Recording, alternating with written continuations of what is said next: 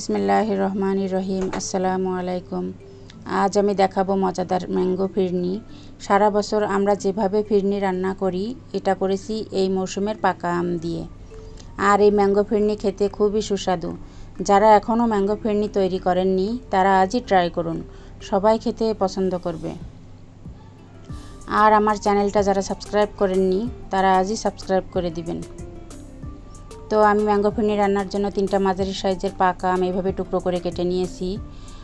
আর আমগুলো যেন মিষ্টিও একটু লালচে হয়, সেই দিকে খেয়াল রাখতে হবে, তাহলে দেখতে অনেক সুন্দর হয়। পাকা আমগুলো আমি একটু পানি দিয়ে ভালোভাবে এই যে এভাবে ব্লেন্ড করে নিয়েছি।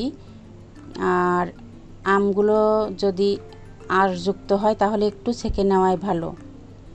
আর এখানে আমি রান্নার জন্য 1/4 কাপ পোলাওর চাল নিয়েছি। এটা আমি 2-3 বার ভালো মতো ধুয়ে 20 মিনিট পানিতে ভিজিয়ে রাখবো।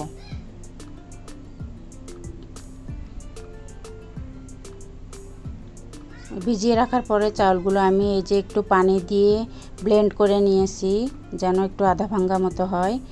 আর এটা দুধ দিয়েও করা যায়, আমি পানি দিয়ে ব্লেন্ড করে নিলাম। তো চুলায় একটা কড়াই বসিয়ে এর ভিতরে আমি এই যে আমের পিউরিগুলো দিয়ে দিলাম। দিয়ে এটা আমি একটু ভালোভাবে নেড়ে দিচ্ছি। আর এখানে আমি একটু যে ব্লেন্ড করার সময় পানি ব্যবহার করেছিলাম, সেটুকু যেন শুকিয়ে যায়, সেই দিকে খেয়াল রাখতে হবে। আর আমটা যথেষ্ট মিষ্টি ছিল, এই জন্য আমি এখানে কোনো প্রকার চিনি ব্যবহার করলাম না। আম যদি মিষ্টি কম হয়, আপনারা একটু চিনি দিয়ে দিতে পারেন। তো এটা একটা আমি ঘন সিরাপ মতো তৈরি করে ঠান্ডা হতে দিয়েছি।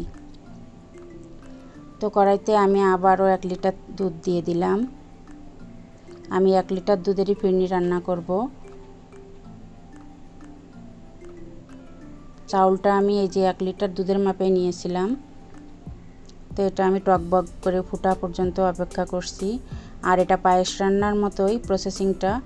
তা ফিরনি রান্না করতে একটু সময় কম লাগে, যেহেতু চাউলগুলো ভেঙে দেওয়া হয়, এজন্য ফিরনি একটু তাড়াতাড়ি রান্না করা যায়। আর ম্যাঙ্গো ফিরনি এমনিতেই খুবই ঘ্রাণযুক্ত, এখানে কোনো মশলা ব্যবহার করার দরকার নেই। তবু আমি 2 টুকরা এলাচ দিয়েছি, এটা আমি পরে তুলে ফেলে দিব। তো দুধটা যখন টকবক করে ফুটে উঠেছে, এখন আমি ওই যে ভাঙ্গা চাউলগুলো দিয়ে দিচ্ছি। আর এটা এরকম পানি সহকারে দিতে হবে, নতুবা দুধের ভিতরে দলা পেকে যায় অনেক সময়। তো এটা আমি ভালোভাবে নেড়ে চেড়ে স্বাভাবিক যেভাবে ফিরনি রান্না করি ওইভাবেই জাল করে নিচ্ছি।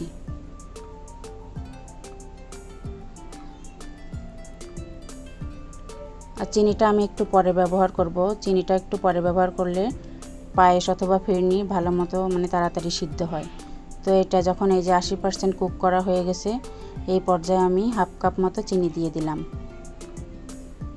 চিনি দেওয়ার পরে ফিরনিটা কিছুটা পাতলা হয়ে যায়, এজন্য এটা আমি আরও ভালোভাবে জাল করে নিচ্ছি। আর যেহেতু আম দিয়ে এই ফিরনিটা বানাবো, এজন্য একটু সামান্য লবণ ব্যবহার করেছি।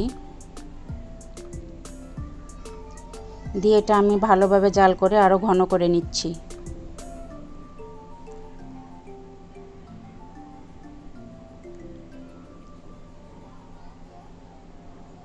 এই যে ফিরনিটা আমার অনেক ঘন হয়ে এসেছে।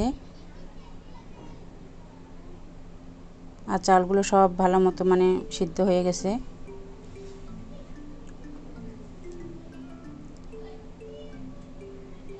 এই পর্যায়ে এখন আমি ওই যে সিরাপ তৈরি করে রেখেছিলাম, ওখান থেকে 3 ভাগের 2 ভাগ দিয়ে দিলাম। আর বাকিটা আমি পরিবেশনের সময় ব্যবহার করব। তো এখন আমি চুলার জালটা একেবারেই কমিয়ে দিয়েছি, দিয়ে আমি এটা ভালোভাবে মিশিয়ে নিচ্ছি। আমের পিউরি ও ফিরনিটা আমি ভালোভাবে মিশানো হয়ে গেছে। এই পর্যায়ে আমি চুলাটা নিভিয়ে দিয়েছি।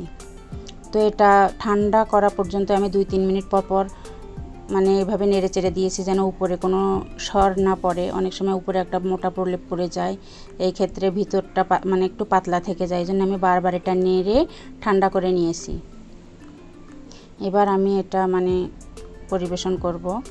তো আমি এই যে একটা কাচের বলে যে আমি ফিরনিগুলো নিয়ে নিচ্ছি। আর আপনারা ফ্রিজে রাখতে পারেন, আমি রাখিনি, 2 ঘন্টার মতো আমি ঠান্ডা হওয়ার জন্য ওয়েট করেছিলাম।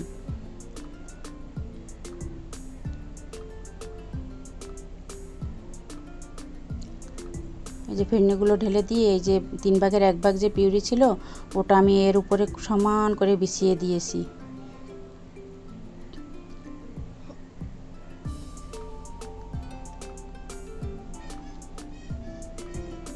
এই যে বাকি ম্যাঙ্গো পিউরি উপর দিয়ে বিছিয়ে দিয়ে এর উপরে আমি কাজু ও পেস্তা কুচি ছড়িয়ে দিয়েছি। তৈরি হয়ে গেল আমার মজাদার ম্যাঙ্গো ফিরনি। আশা করি আমার এই ভিডিওটা সবার কাছে ভালো লাগবে। আর এই ম্যাঙ্গো ফিরনিটা অনেক খেতে মজাদার, আজই আপনারা ট্রাই করুন। সবাই ভালো থাকবেন, সুস্থ থাকবেন। আল্লাহ হাফেজ।